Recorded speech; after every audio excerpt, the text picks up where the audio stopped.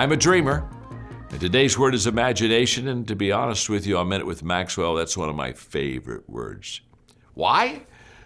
Imagination has no fences to it, has no boundaries. It's more than what other people maybe see for your life. I think imagination is the cousin to creativity. And I think people that allow their imagination to go beyond what is expected begin to find out very quickly that they begin to see things, experience things that they never would have before. To be honest with you, if there's a fence, I'm always the kid that jumped over the fence to see what was over on the other side of the fence. Imagination feeds off of the fact that there's always an answer, that there's always a better way, that usually there are more than one answer.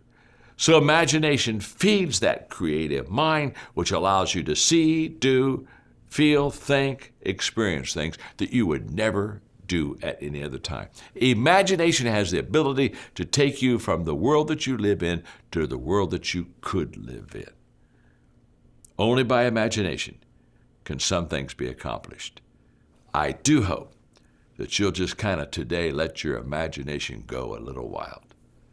Thanks for joining me on Minute with Maxwell.